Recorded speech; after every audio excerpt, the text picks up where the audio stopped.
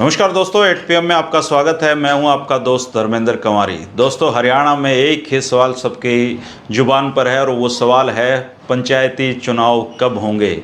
सरपंच बनने के, पंच बनने के, जिला परिषद चेयरमैन और पार्षद बनने के इच्छुक उम्मीदवार हरियाणा में कहते हैं ना, एडी ठाठा के बाट देखने लग रहे हैं।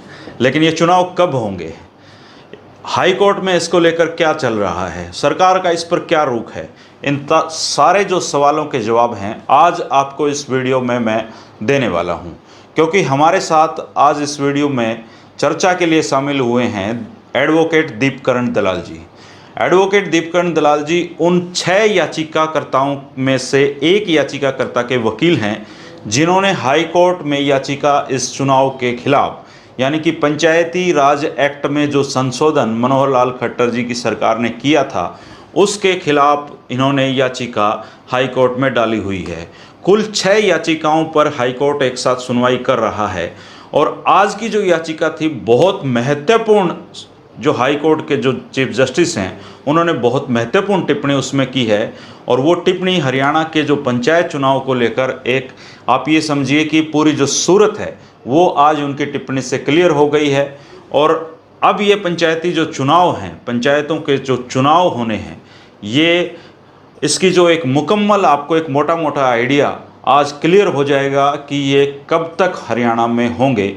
आइए आपको सीधे सुनवाते हैं दीपकरण दलाल जी को, जो हाई कोर्ट में इस केस को लड़ रहे हैं। नमस्कार दीपकरण जी, सबसे पहले तो आप मुझे ये बताइए कि आज हाई कोर्ट में जो पंचायत चुनाव को लेकर एक अहम सुनवाई हुई है, इसका क्या आज आप पूरी कोर्ट में क्या रहा आज का दिन?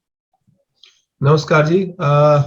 आज जैसा कि आप जानते हैं, जो हमने एक याचिका दायर करी हुई है पंचायत राज अमेंडमेंट के खिलाफ, वो आज सुनवाई पे आई। हमने अपना जवाब दे रखा था। हमारी तरफ से जो सरकार का जो जवाब था वो भी आ चुके हैं, एक नहीं दो आए हैं, मैं उस पर भी आऊंगा। पर आज सुनवाई के दौरान सरकार ने ऑनरेबल चीफ जस्टिस साहब से कहा कि भाई हम इलेक्शन जल्दी कराना चाहते हैं। जिस पर बेंच ने ये कहा सरकार को कि अगर आप जल्दी चुनाव करवाना चाहते हैं तो पहली बात हमें दोष मत दीजिए, ये आपका खुद का दोष है अगर आपके चुनाव करवाने में आप लेट हो गए। दूसरी बात उन्होंने यह भी कही कि अगर आप जल्दी चुनाव करवाना चाहते हैं तो आप पुराने नियमों के हिसाब से चुनाव करा लीजिए। जो आपने नया अमेंडमेंट लेके आए हैं, संशोधन लेके आए हैं, इसको दरकिनार, इसको पीछे कर दीजिए अभी। फिर जब आगे जब बहस बढ़ी तो सरकार की तरफ से ये दलील दी गई कि एडवोकेट जनरल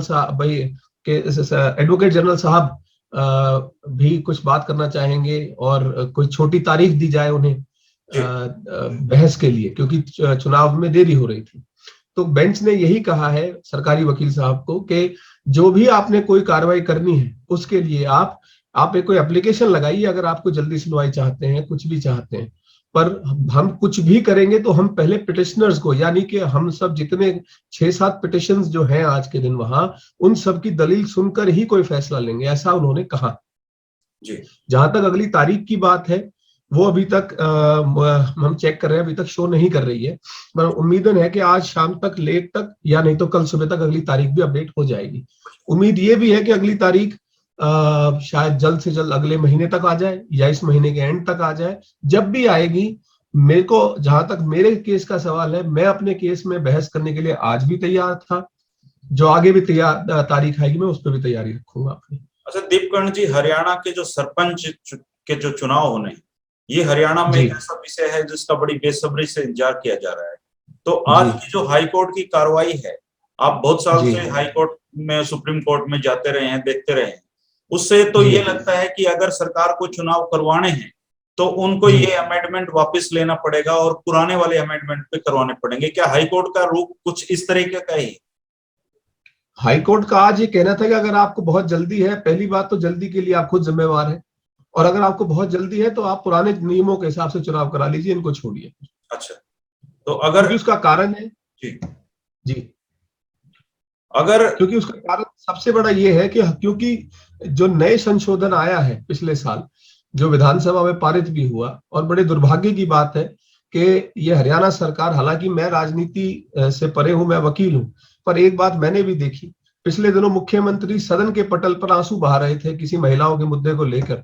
ये जो मुद्दा है आज के दिन, जिससे महिलाओं के अधिकारों का हनन होता है, ये जो मुद्दा है जिससे महिलाओं को पीछे धकेला जा रहा है, उनको रोका जा रहा है, इस पर ना मुख्यमंत्री जी की, ना उनके किसी मंत्री सदस्य की, ना किसी विधायक की कोई प्रतिक्रिया आती है। सदन एक के बाद एक सेशन होते हैं, कोई भी ना वो चिंता करते हैं, ना वो चिंतन करते हैं, ना पहले किया इसको लाने से, ना अब भी किया। और जो ये हालात है, जो ये देरी कर रहे हैं, ये इनकी बदौलत है, हमारी बदौलत नहीं है। मैं आज फिर आपको कहना चाहता हूं, हम जब भी कोर्ट बोलेगी, जब भी कोर्ट का आदेश होगा, हम उस दिन बहस करने को तैयार मिलेंगे, चाहे हमें कुछ भी करना पड़े। मैं अपनी जहां तक अपनी बात करता हूँ। अच्छा दीपकर्ण जी, जो सरकार ने 2 जवाब आज आए हैं, उनके क्या जवाब थे? उनका निचोड़ एक बार बताइए। ऐसा है, सरकार पहला जवाब सरकार ने मई के महीने में दिया। अच्छा। उसमें सरकार की दलील कुछ थी कि भी कि जो ये हमने रिप्रेजेंटेशन दिया है, उसको महिलाओं को इक्वल रिप्रेजेंटेशन देने के लिए 50% रिजर्वेशन की बात करते थे। फिर पता नहीं सरकार को क्या हुआ, उनको अपने पुराने जवाब में कोई कमी लगी, क्योंकि उसका जवाब हमने भी दे दिया था। अब पिछले 3-4 दिन पहले सरकार ने एक और जवाब दे दिया। अच्छा। वो जवाब के अंदर भी कोई मिलीजुली कहानी है, पर मैं आज के दिन इतना ही कह सकता हूं हाल फिलहाल कि जो सरकार के जवाब है, हम उनका पूरा जी तोड़, हम अपनी पूरी हमारा ये प्रयास रहेगा कि हम कानून की दलीलों से, संविधान की दलीलों से उस सरकार के जवाब को हम धराशायी करेंगे। क्योंकि जो ये संशोधन है, ये संशोधन महिलाओं के खिलाफ है, संविधान के खिलाफ है, एक ओवरऑल एक सबसे बड़ी बात समाज के खिलाफ है और गैर कानूनी है। किसी भी सरकार के कहने से गैर कानूनी चीज कानूनी नहीं बन सकती जी। बड़े बड़े मुख्यमंत्री, राजनेता ये समझ सकते हैं कि जो मैं चाहूंगा हो सकता है, पर गैर कानूनी चीज कानूनी नहीं बन सकती। अगर वो ये चाहते हैं कि भाई ये इसको अमली जामा कानूनी के तौर पे पहना सके, मैं नहीं समझता आज के दिन के कोई ये इतनी आसान बात है। तो एक तो दीपकर्ण जी, ये आज की जो तारीख है, इससे ये बात स्पष्ट हो गई है कि हाई कोर्ट का ये मानना है कि अगर आपको चुनाव करवाने हैं तो आप पिछले कानून पे करवा लीजिए, जो पंचायती राज एक्ट है। अगर आपको बहुत जल्दी है तो, और अगर आपको जल्दी नहीं है तो ये जो 6 याचिकाएं अभी जो हाई कोर्ट एक साथ जिनकी सुनवाई कर रहा है, ये पूरी सुनवाई कंप्लीट होने के बाद, डिसीजन आने के बाद ही चुनाव हो पाएंगे। जी बिल्कुल। अगर सही मायने में तरीका भी यही है जी। तो इसका मतलब तो ये हुआ कि अगर सरकार चुनाव जल्द करवाना चाहे तो उसको अपने कदम इस अमेंडमेंट से पीछे हटाने ही पड़ेंगे, नहीं तो फिर ये जो चुनाव है ये बहुत लेट होने वाले हैं। मैं ये कहता हूं कि सरकार का पता नहीं, पर हम सरकार को आगे कदम नहीं बढ़ने देंगे। सरकार को पीछे हटना है ये सरकार जाने, हम सरकार को आगे नहीं बढ़ने देंगे। पहले हमारी याचिका पे सुनवाई हो, सरपंच बनना चाहते हैं वो तो सरकार को भी और वकीलों को भी ये कह रहे हैं कि जल्दी कराओ जल्दी कराओ। मेरे पास बहुत फोन आते हैं, पूछते हैं, आज भी बहुत फोन आए। हाँ। पर देखिए जो ये बात है, अच्छा दूसरी एक और बात भी है, हाल फिलहाल में जो भी ये कोरोना का काल चल रहा है, जो भी सिचुएशन है, इस सिचुएशन को देखते हुए भी पिछले दिनों भी ये देखा गया, पश्चिम बंगाल के चुनाव में, उत्तर प्रदेश के चुनाव में कितना नुकसान हुआ चुनावों की वजह से। मैं इस बात पे नहीं जाना चाहता, ये मेरा काम नहीं, ये सरकार देखे उन्होंने कब चुनाव कराना है। मेरी जहां तक बात है वो इस मुकदमे को लेकर है। हाँ, इसीलिए मैं बार बार कह रहा हूं भाई, अगर सरकार को चाहती है जल्दी चुनाव कराना, जल्दी से सुनवाई करे। वो जीते हम हारे, हम जीते वो हारे, एक ना एक चीज तो होनी है, क्या बात होगी।